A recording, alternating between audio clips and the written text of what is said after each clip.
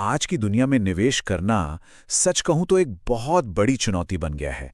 चारों तरफ इतनी उथल-पुथल है, इतनी अनिश्चितता है कि समझ नहीं आता कि क्या करें। तो चलिए, आज इसी पर बात करते हैं और ये समझने की कोशिश करते हैं कि इस केओस के बीच स्थिरता आखिर मिलेगी कहाँ?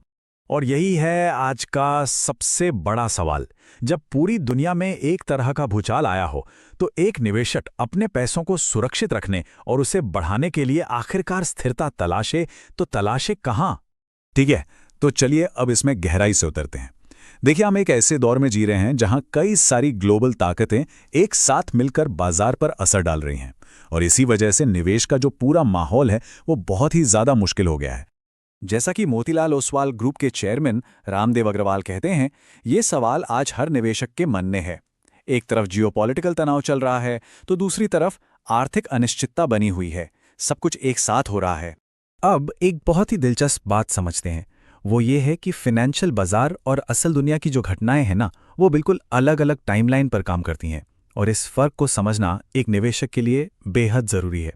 यहां देखिए, एक तरफ कोई भी जियोपॉलिटिकल संघर्ष है जो महीनों या कभी-कभी तो सालों तक धीरे धीरे चलता रहता है। वहीं दूसरी तरफ फाइनेंशियल बाजार, वो कुछ ही दिनों में उसके सबसे बुरे असर को, मतलब वर्स्ट के सिनेरियो को अपने अंदर संभाल लेता है। कहने का मतलब यह है कि बाजार की रफ्तार हकीकत से कहीं ज्यादा तेज होती है। तो इससे सबसे जरूरी बात जो निकल कर आती है वो ये है कि बाजार की जो शुरुआती प्रतिक्रिया होती है वो अक्सर डर के पीक को, यानी चरम को दिखाती है। रामदेव अग्रवाल के मुताबिक हो सकता है कि किसी भी संकट का जो सबसे बुरा दौर है, बाजार उसे पहले ही प्राइस इन कर चुका हो, यानी उसकी कीमत लगा चुका हो। तो इस सारी वैश्विक उथल-पुथल के बीच एक जगह है जो स्थिरता का प्रतीक बनकर उभर रही है, और वो जगह है भारत। और ये स्लाइड इस बात को कितने शानदार ढंग से दिखाती है। जहां पूरी दुनिया में अराजकता, जटिलता और अनिश्चितता का माहौल है, वहीं भारत एक विशाल, काफी हद तक आत्मनिर्भर और एक शांतिपूर्ण माहौल दे रहा है। और ये सिर्फ एक भावना नहीं है, बल्कि एक मजबूत विश्वास है। विश्वास इस बात का कि आने वाले समय में भारत की यही स्थिरता उसे दुनिया में एक अलग और मजबूत पहचान दिलाएगी। चलिए अब अगले हिस्से पर चलते हैं और देखते हैं कि ये जो विश्वास है, ये किन ठोस आंकड़ों पर टिका है। क्योंकि भारत की ताकत सिर्फ बातों में नहीं, बल्कि नंबर्स में भी साफ साफ दिखती है। देखिए, भारत की कहानी 3 मजबूत स्तंभों पर टिकी है। पहला, कंपनियों की शानदार कमाई। दूसरा, अर्थव्यवस्था की जबरदस्त रफ्तार। और तीसरा, बाजार का मूल्यांकन भी अब काफी हद तक एक सही स्तर पर आ गया है।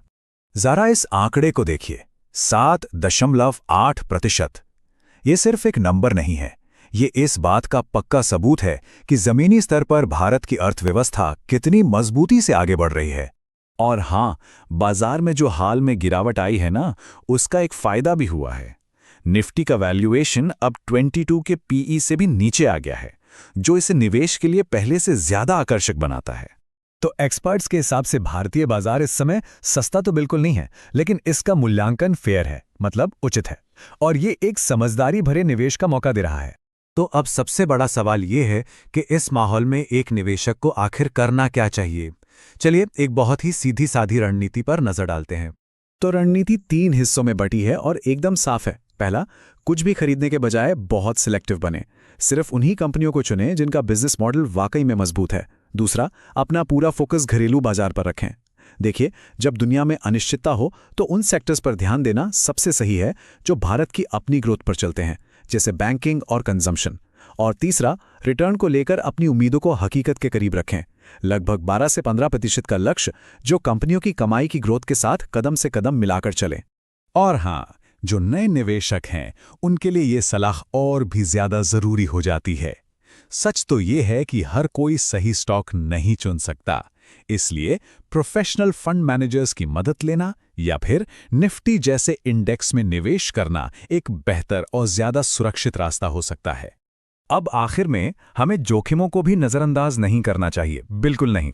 लेकिन जैसा कहते हैं ना, हर जोखिम अपने साथ एक अवसर भी लेकर आता है। सबसे बड़ा ग्लोबल रिस्क जो आज है वो है एनर्जी सप्लाई चेन में रुकावट। सोचिए, अगर होर्मुज जल डमरू मध्य जैसा कोई अहम रास्ता लंबे समय के लिए बंद हो जाए तो इसका असर पूरी दुनिया की अर्थव्यवस्था पर पड़ेगा। लेकिन अब जरा इस स्लाइड को ध्यान से देखिए।